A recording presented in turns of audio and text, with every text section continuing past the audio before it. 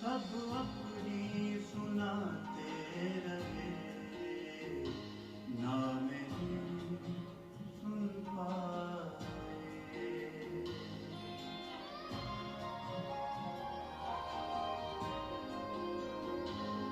सब अपनी सुनाते रहे, ना मेरी सुन पाए।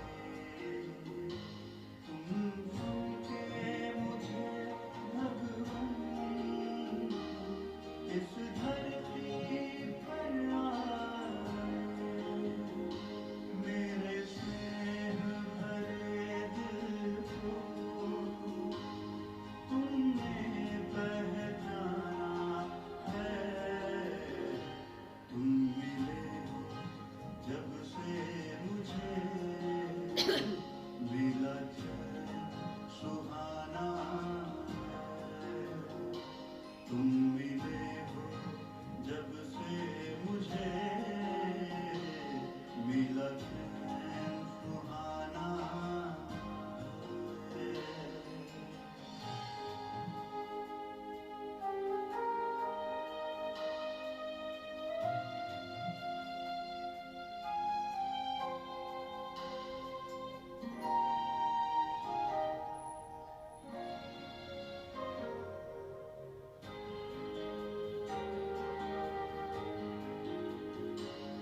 जब जब मैं अकेला हुआ, दिया तुमने सहारा है।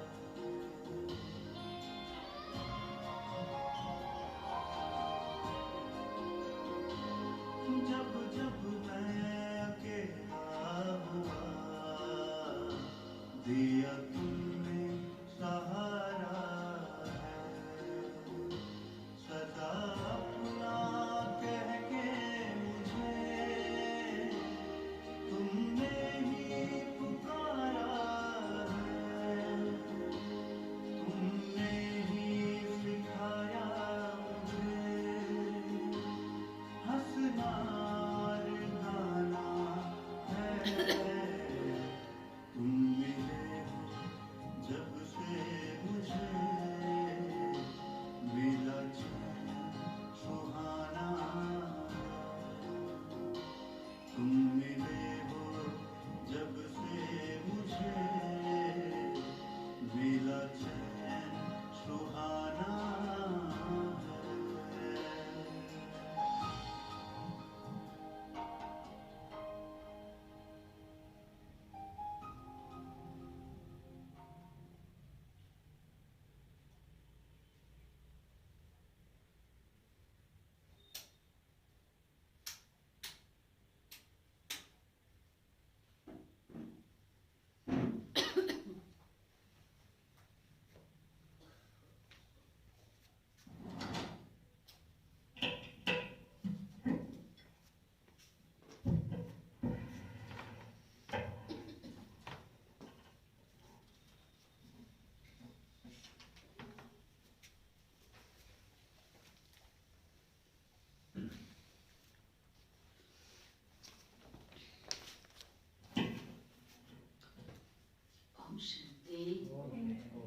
ओम शांति। ओम शांति। Good morning. Good morning. जब से मिले हो तुम बाबा, क्या मिल गया? चैन सुहाना। चैन तो मिला पर सुहाना वाला है ना? पक्का? बाबा मिलने के बाद कुछ और चाहिए? नहीं। बता देना, चाहिए तो बाबा दे देगा। बोलो हाँ? चाहिए बाबा मिलने के बाद कुछ और? नहीं चाहिए। बाप मिला तो सब कुछ मिला। क्योंकि शिव बाबा हमको क्या बना रहे हैं, क्या दे रहे हैं? सत्युग की बादशाही दे रहे हैं। और कल की मुरली रिपीट करो। ऐसा पुरुषार्थ करना है कि यह अभ्यास पक्का हो जाए। मेरा तो एक शिव बाबा, दूसरा ना करो। देखिए दुनिया पर लंगर उठा हुआ परसों उठाया था पर याद रहा। अच्छा है। कल क्या बोला? अब घर जाना है। अब घर जाना है। कल बाबा ने कहा ये पुरुषार्थ करना है। बेहद के वैरागी की निशानी उनको हमेशा रहेगा कि अब हमको वापस घर जाना है। 19 फरवरी 2021 के साकार महावाक्य। बाबाज बोले, मीठे बच्चे, तुम इस कब्रिस्तान को परिस्तान बना रहे हो। तुम इस कब्रिस्तान को परिस्तान बना रहे हो, इसलिए तुम्हारा इस पुरानी दुनिया से, कब्रिस्तान से पूरा पूरा वैराग्य चाहिए।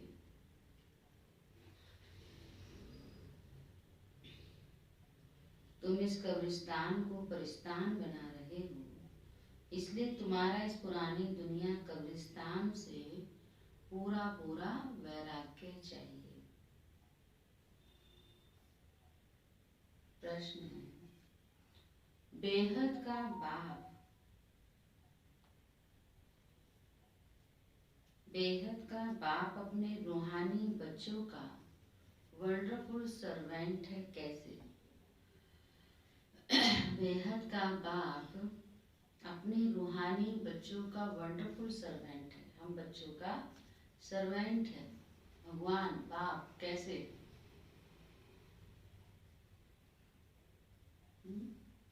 कहता है तुम्हारे लिए मैं बैठा हूँ।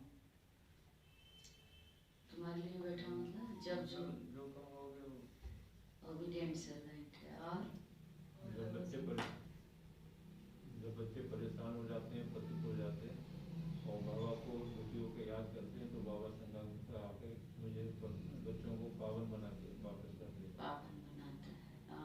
और हर रोज अमृत वेले आके वरदान देता है, उसके बाद पढ़ाता भी है। वरदानों से भी भरता है, पढ़ाता भी है, सिखाता भी है, लायक बनाता है। कितनी मेहनत करता है हम बच्चों पर बाबा, है ना? बाबा कहते, बाबा जो कुछ कह रहे हैं, बाबा कहते, बच्चे मैं तुम्हारा धोबी हूँ। कौन है भगवान? हाँ, कितना निरहंकारी। कहता है मैं तुम्हारा धोबी हूँ। धोबी क्या करता है? कपड़े धोता है। कपड़ों में क्या निकलती है? मैल निकलती है, गंध निकलती है, तो साफ होती है। तो शिव बाबा भी हमारी आत्मा को साफ करता है। बाबा कहते बच्चे मैं तुम्हारा धोबी हूँ। तुम बच्चों के तो क्या सारी दुनिया के छी गंदे वस्त्र सेकंड में साफ कर देता हूँ। सिर्फ हमारे ही नहीं, सारी दुनिया के अभी क्या हो गए? गंदे वस्त्र हो गए, भिखारी हो गए, छीछी हो गए हैं, उनको शिव बाबा आकर साफ करता है। आत्मा रूपी वस्त्र स्वच्छ बनने से शरीर भी शुद्ध मिलता है।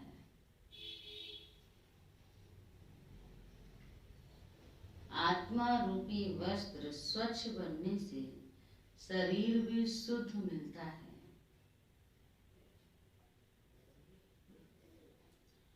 ऐसा वंडरफुल सर्वेंट है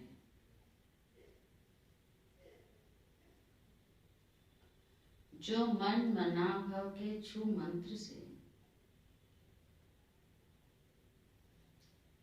सबको सेकंड में साफ कर देता है।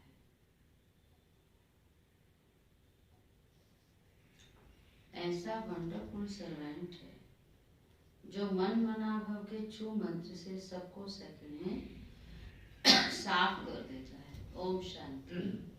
ओम शांति का अर्थ बच्चों को बाप ने समझाया है। अहम आत्मा का स्वधर्म है शांत। शांति धाम में जाने के लिए कोई पुरुषार्थ नहीं करना पड़ता है। आत्मा स्वयं शांत स्वरूप शांति धाम में रहने वाली है। हाँ, थोड़ा समय शांत रह सकती है। आत्मा कहती है मैं कर्म इंद्रियों के बोझ से थक गई हूँ, मैं अपने स्वधर्म में टिक जाती हूँ, शरीर से अलग हो जाती हूँ। परंतु बाबा कहते कर्म तो करना ही है, शांति में कहाँ तक बैठे रहेंगे। आत्मा कहती हम शांति देश के रहवासी हैं, सिर्फ यहाँ शरीर में आने से मैं टोकी बना हूँ। अहम आत्मा विनाशी, मम शरीर है विनाशी। आत्मा पावन और पतित बनती है। सत्युग में 5 तत्व भी सतो प्रधान होते हैं और यहाँ 5 तत्व भी तमो प्रधान है। सोने में खाद पड़ने से सोना पतित बन जाता है, फिर उनको साफ करने के लिए क्या करते हैं? सोने को आग में डालते हैं, जिस इनका नाम ही है योग अग्नि। ऐसे ही क्या हुआ है, बाबा बताते हैं उनको, हमारी आत्मा प्योर थी, पावन थी, लेकिन फिर विकारों में गिरते गिरते पतित हो गई है। अब उसको फिर से पावन बनाने के लिए क्या करना है? योग अग्नि। दुनिया में तो अनेक प्रकार के हठ योग आदि सिखाते हैं, उनको योग अग्नि नहीं कहा जाता है। योग अग्नि यह है जिससे पाप जलते हैं। आत्मा को पति से पावन बनाने वाला परमात्मा है। बुलाते हैं, हे पति पावन आओ। ड्रामा प्लान अनुसार सबको पति तमो प्रधान बनना ही है। ये झाड़ है, उनका बीज रूप ऊपर में है। बाप को जब बुलाते हैं तो बुद्धि कहाँ चली जाती है? ऊपर चली जाती है, जिससे तुम वर्षा ले रहे हो, जो अब नीचे आया हुआ है।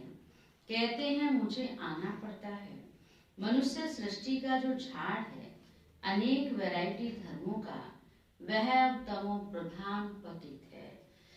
जड़ भूत अवस्था को पाया हुआ है। तो बाप बैठ बच्चों को समझाते हैं, सत्युग में देवताएं, कलयुग में है असुर। बाकी असुर और देवताओं की लड़ाई लगी नहीं है। तुम इन आसुरी 5 विकारों पर योग बल से जीत पाते हो। बाकी कोई हिंसक लड़ाई की बात नहीं। तुम कोई भी प्रकार से, बाबा कहते, हिंसा नहीं करते हो।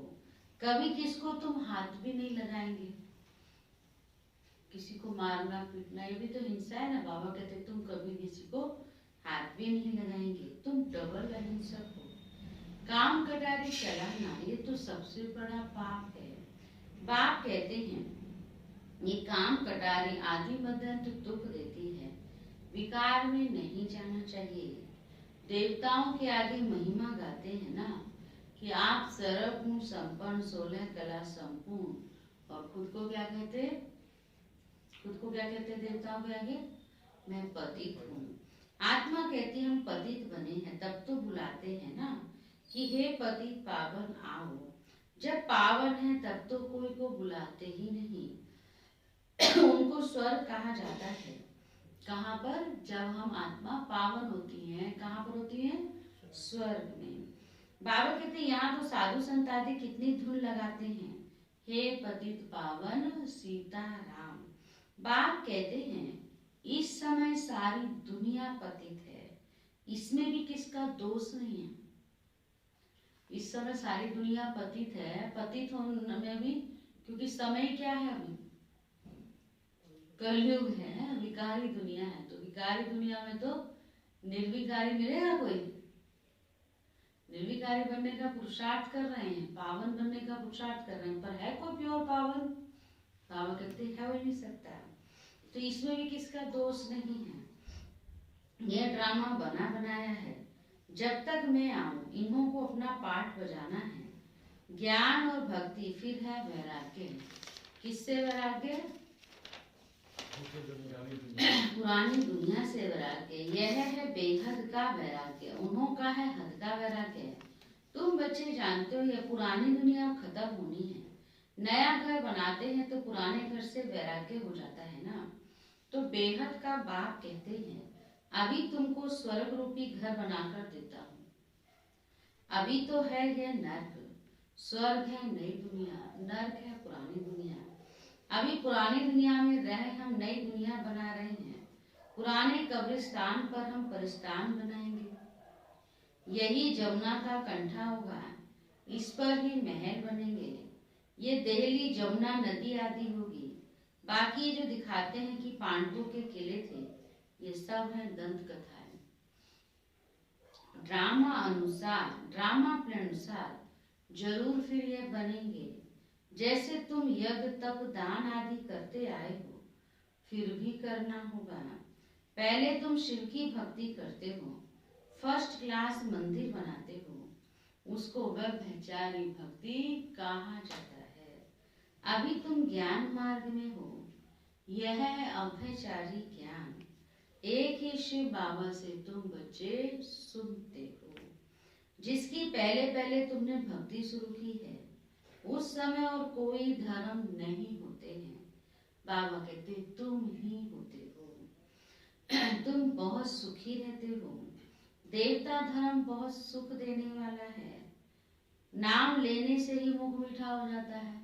देवता कितने अच्छे लगते हैं, है ना। देवताओं का नाम लेते ही खुशी होती है ना। बाबा ने तो कहा मुख मीठा हो जाता है।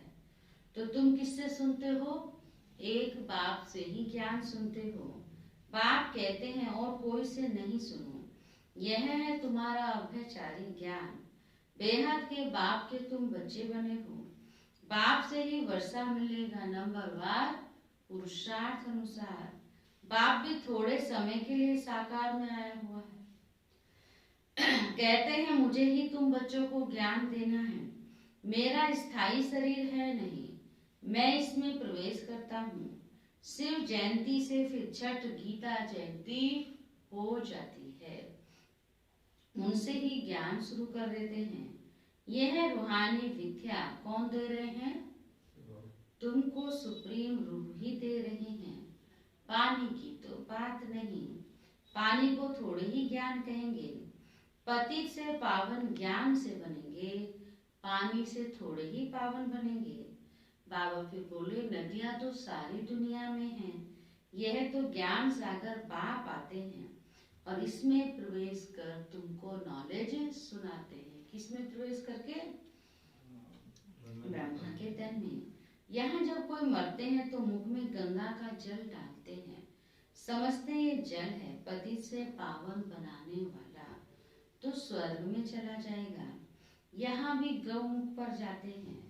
वास्तव में गौमुख तुम चैतन्य हो। तुम्हारे मुख से ज्ञान अमृत निकलता है। गौ से दूध मिलता है। पानी की तो बात ही नहीं। यह अभी तुमको पता पड़ा है। तुम बच्चे जानते हो ड्रामा में जो एक बार हो गया है वह फिर 5000 वर्ष के बाद होगा, हूबहू रिपीट। यह कौन समझाते हैं? बाप बैठकर समझाते हैं, जो सभी का सदगति दाता है। अभी तो सब दुर्गति में पड़े हैं। आगे तुम नहीं जानते थे कि रावण को क्यों जलाते। अभी तुम बच्चे समझते हो बेहद का दशहरा होना है।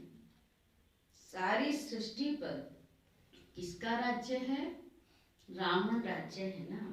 ये सारी जो पृथ्वी है वह लंका है। रावण कोई हद में नहीं रहता है। रावण का राज्य सारी सृष्टि में है। भक्ति भी आधा कर चलती है। पहले होती है अभ्यचारी भक्ति, फिर वैभवचारी भक्ति शुरू होती है। दशहरा, रक्षाबंधन आदि सब अभी के ही त्योहार हैं। शिव जयंती के बाद होती है फिर कृष्ण जयंती। अभी कृष्णपुरी स्थापन होती है। आज कंसपुरी में है, कल कौन सी पुरी में होंगे? कृष्णपुरी में होंगे। अब कृष्ण थोड़े ही यहाँ हो सकता है। कृष्ण जन्म लेते ही है कहाँ पर? सतयुग में। पक्का? सतयुग में लिया था। सतयुग में लिया था। भगवान जी ने। वह है फर्स्ट प्रिंस। कौन है? Shri Krishna first Prince. School में पढ़ने जाते हैं, जब बड़ा होता है तब गद्दी का मालिक बनता है ना। जन्मते ही तो किसी गद्दी पर नहीं बिठाते ना। पढ़ता है, लिखता है, लायक बनता है, बड़ा होता है, तब गद्दी पर बिठाते हैं। बाकी ये रासलीला आदि वह तो आपस में खुशी में मनाते होंगे। बाकी कृष्ण किसको बैठकर ज्ञान सुनाए, यह कैसे हो सकता है? सारी महिमा एक शिव बाबा की ही है, जो पतितों को पावन बनाते हैं। तुम कोई बड़े ऑफिसर्स को समझाओ तो कहेंगे आप राइट कहती हो, परंतु वह और किसी को सुना नहीं सकते। उनकी बात कोई सुनेगा ही नहीं। बीके बना और सब कहेंगे इनको तो जादू लग गया। कोई होता है ना। इसीलिए कई बार अधिकतर ऐसा देखा गया है, कई लोगों को ज्ञान अच्छा लगता है, समझ में भी आता है। जैसे साधु संत हैं, सन्यासी होते हैं, कई ऐसे उनको पसंद आता है, समझ में आती है, लगता है ये राइट है। कोई बड़े बड़े व्यक्ति भी होते हैं, कोई ऑफिसर्स है, कोई नेता है, उनको भी समझ में आता है जो कह रहे हैं राइट है, पर एक अंदर में डर है ना, कहीं कोई ये ना कह दे कि ये भी ब्रह्मा कुमारियों का हो गया, इसको भी बीके का जादू लग गया, तो इस डर से भी कई लोग नहीं आते। कई तो इस डर से नहीं आते कि जो वहां जाएगा वो बहन भाई बन जाएगा है। पहला डर तो सबसे बड़ा ये सबको बैठा है। दूसरा फिर कई अच्छे अच्छे जो व्यक्ति होते हैं उनको ये भी है कि कोई ये ना कह दे कि इनको इनका जादू लग गया। तो बाबा कहते माना अभी इसका अर्थ क्या है, इसका अर्थ क्या है बताओ, बोलते नहीं है। जादू क्या लग गया, जो बाबा हकीकत बयान करते हैं कि जब उनकी संतान है भाई बहन तो वहीं लौकिक रिश्ते हैं, उसमें उनको नहीं वो तो है, पर बाबा कहते हैं जो जादू की बात है वो क्यों, क्योंकि मतलब इससे भी सीधा कि वो अच्छी तरह समझ रहे हैं, जान रहे हैं, लेकिन अभी आत्मिक स्थिति जो बाबा कहता है स्थित हो, वो स्वरूप में नहीं है, क्योंकि आत्मा को कभी भी किसी बात से डर नहीं लगता। और परमात्मा की याद और साथ होती तो बिल्कुल नहीं डर लगता। नहीं, जो सच है वो सच को स्वीकारने में किसी का ना आप देखेगा ना ताप देखेगा, हाँ स्वीकार करेगा।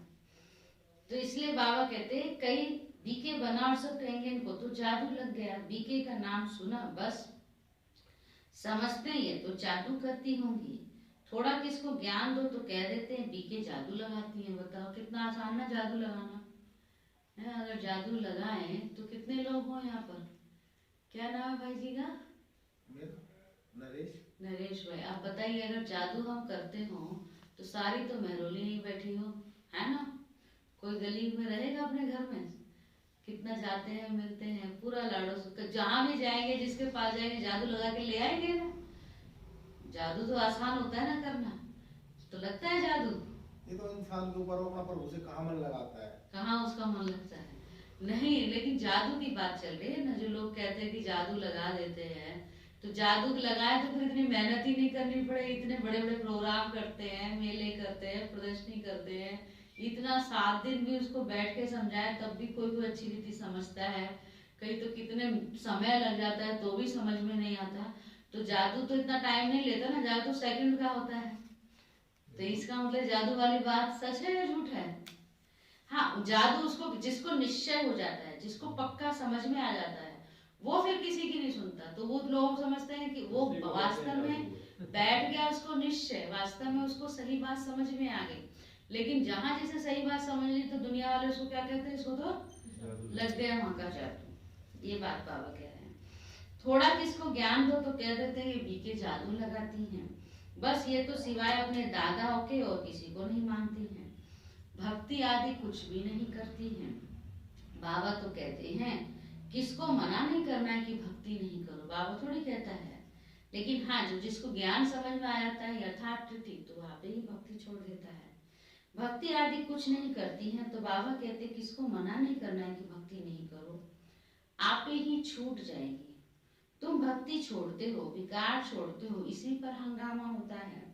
बाबा ने कहा है मैं रुद्र ज्ञान यज्ञ रचता हूँ, इसमें आसुरी संप्रदाय के विघ्न पड़ते हैं। यह है शिव बाबा का बेहद का यज्ञ, जिसमें मनुष्य से देवता बनते हैं। गाया हुआ भी है ज्ञान यज्ञ से विनाश ज्वाला प्रज्वलित हुई। जब पुरानी दुनिया विनाश हो तब तो तुम नई दुनिया में राज्य करेंगे ना। मनुष्य कहेंगे, हम कहते हैं शांति हो रही है, बीके कहते हैं विनाश हो। बाप समझाते सारी पुरानी दुनिया इस ज्ञान यज्ञ में स्वाहा हो जाएगी। इस पुरानी दुनिया को आग लगनी ही है, नेचुरल कैलेमिटीज भी आएंगी, विनाश तो होना ही है। सरसों माफिक सब मनुष्य पिसकर खत्म हो जाएंगे, बाकी आत्माएं बच जाएंगी। यह तो कोई भी समझ सकते हैं कि आत्मा अविनाशी है। अब ये बेहद की होली का होनी है। शिव जयंती के बाद क्या होता है फिर? होली का बेहद की होनी है। बाबा कहते हैं जिसमें सब शरीर खत्म हो जाएंगे, बाकी आत्माएं पवित्र बनकर चली जाएंगी। आग में चीज शुद्ध होती है ना, हवन करते हैं शुद्धता के लिए। वह सब है जिस्मानी बातें, अभी तो सारी दुनिया ही स्वाहा होनी है। विनाश के पहले जरूर स्थापना हो जानी चाहिए। किसको भी समझाओ तो पहले बोलो स्थापना फिर विनाश। ब्रह्मा द्वारा स्थापना, प्रजापिता तो मशहूर है ना। आदि देव और आदि देवी, जगत अम्बा के भी लाखों मंदिर हैं, कितने मेले लगते हैं। तुम हो जगत अम्बा के बच्चे, ज्ञान ज्ञानेश्वरी और फिर बनेंगे राज राजेश्वरी।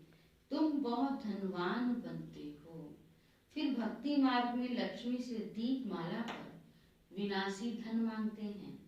यहाँ तो सब कुछ मिल जाता है, श्री बाबा सब कुछ देते। आयुष्मान भव, पुत्रवान भव। तुम बच्चे जानते हो हमारी आयु 150 वर्ष की रहती है।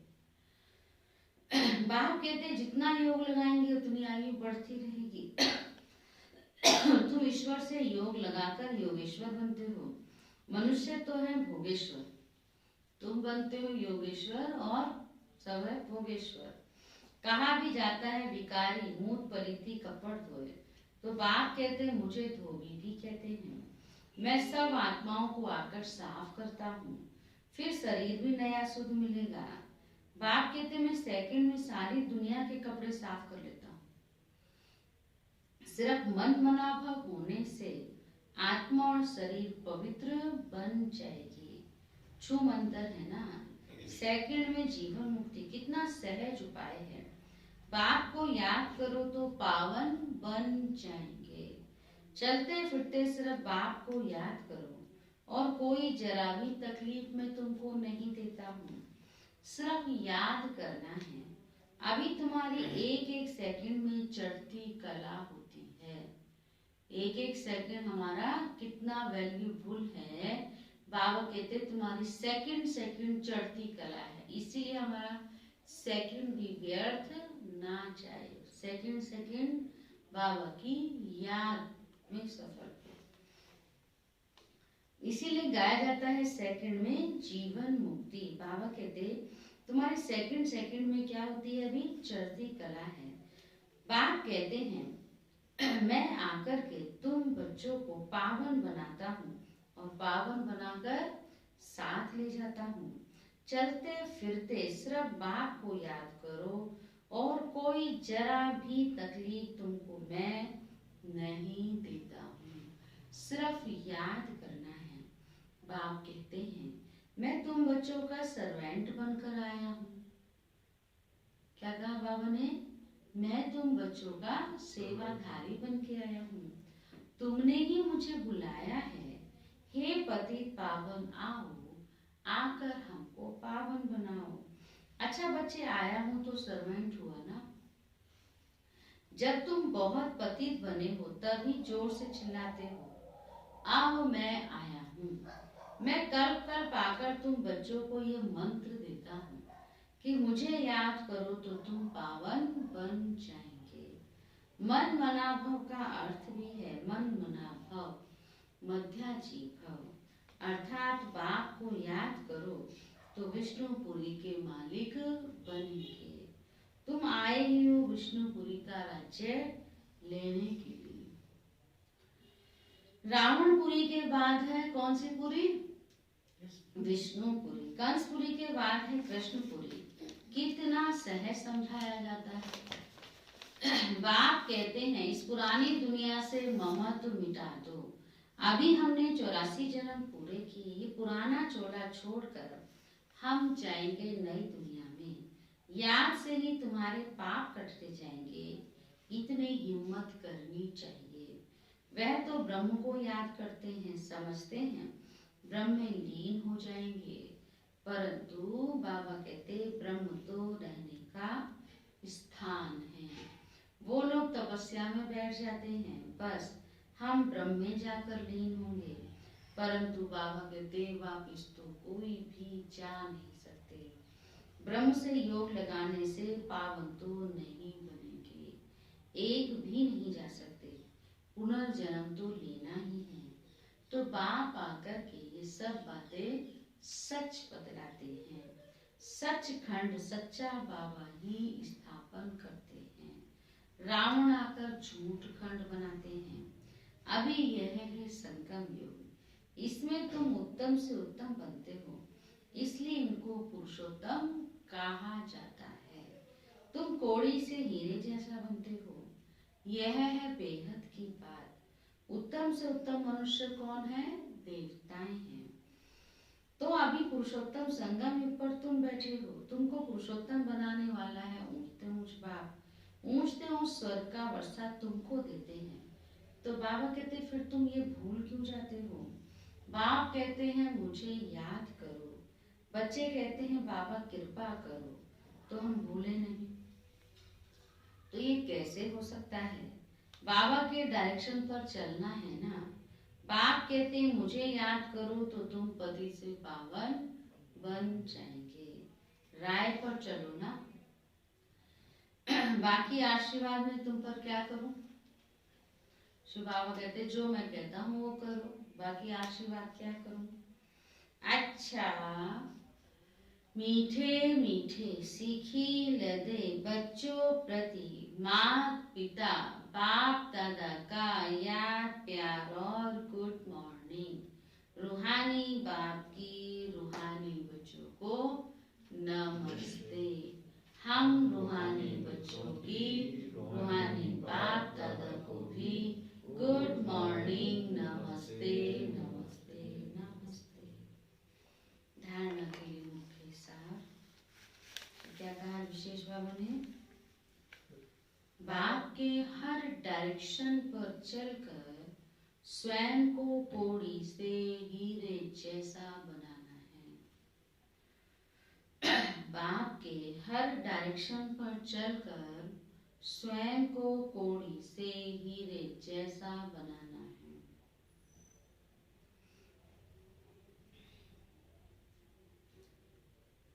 एक बाप की याद में रहकर स्वयं के वस्त्रों को स्वच्छ बनाना है। एक बाप की याद में रहकर स्वयं के वस्त्रों को स्वच्छ बनाना है। सेकंड पॉइंट, अब नए घर में चलना है। अब नए घर में चलना है, इसलिए इस पुराने घर से बेहद का वैराग्य रखना है। अब नए घर में चलना है, इसलिए इस पुराने घर से बेहद का वैराग्य रखना है। नशा रहे कि इस पुराने कब्रिस्तान पर हम परिस्तान बनाएंगे। नशा रहे कि इस पुराने कब्रिस्तान पर हम परिस्तान बनाएंगे। वरदान,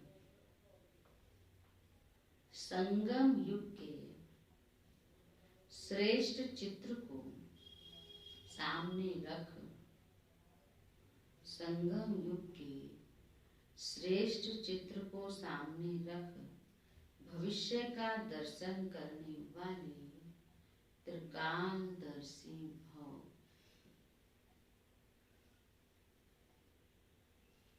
भविष्य का दर्शन करने वाले त्रिकालदर्शी भव। भविष्य के पहले सर्व प्राप्तियों का अनुभव आप संगम युगी ब्राह्मण करते हो। अभी डबल ताज तख्त तिलकधारी सर अधिकारी मूर्त बनते हो। भविष्य में तो गोल्डन स्पून होगा। Golden spoon in mouth. Golden spoon से क्या पियोगे? दूध।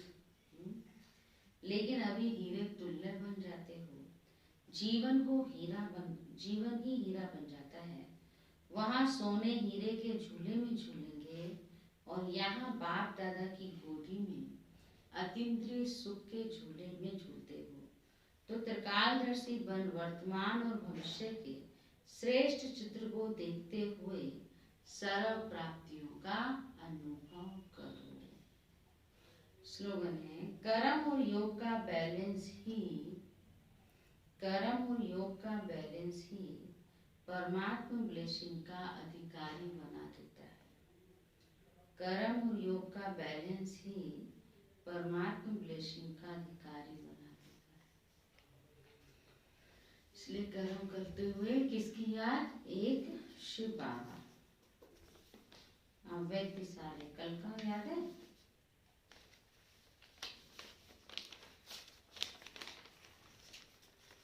कल तो क्लास भी सुना था, है ना? अच्छी क्लास था ना? सेंसिटिव नेचर नहीं हो, हिम्मत, सत्यता और विश्वास। हेल्दी रहना है तो कभी खैर और शांति नहीं। सारी बीमारियां शांति से है, 80% बीमारियां अशांति से, नेगेटिविटी से, सेंसिटिव नेचर से।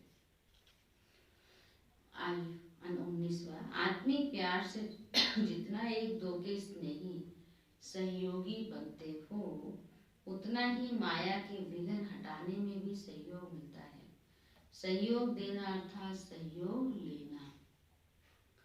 तो परिवार में आत्मिक स्नेह देना है और माया पर विजय पाने का सहयोग लेना है। तो ये लेन देन का हिसाब है। तो परिवार में आत्मिक स्नेह देना है और माया पर विजय पाने का सहयोग लेना है। तो ये लेन देन का हिसाब क्या करना है? पूरा करना है। ओम शांति। चलो अभी 2 मिनट बाबा को याद करेंगे, फिर नरेश भाई कुछ सुनाएंगे, है ना? हेल्थ से संबंध आज क्लास ठीक चला। कल बात कर रहे थे, बहुत अच्छे टिप्स दे रहे थे हेल्थ के ऊपर, और बाबा ने भी कहा ना हेल्दी रहना है। तो ऐसे तो बाबा जो हमको कहता है उस हिसाब से भी अपनी केयर करनी है, और जो आजकल मेडिकल साइंस कहती है उस पर भी ध्यान देना है। और मेडिकल साइंस जो हमको सपोर्ट कर रही है, जो हमको सहयोग दे रही है, उसका भी हमें लाभ लेना है। तो वो क्या लाभ है वो फिर बताएंगे हमको योग के बाद।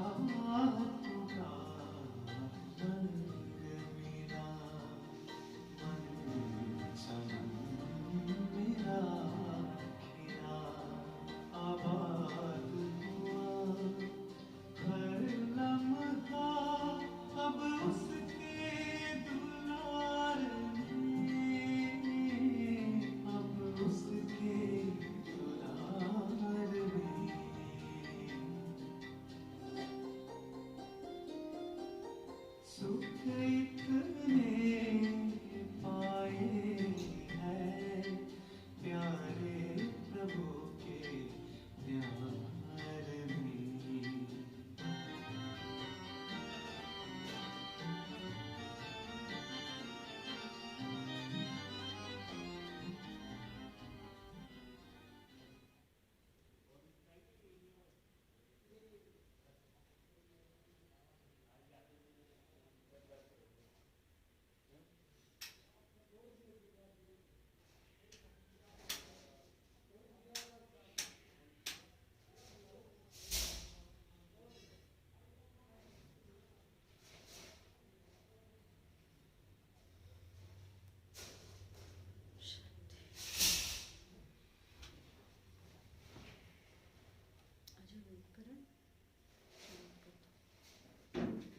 नरेश भाई आप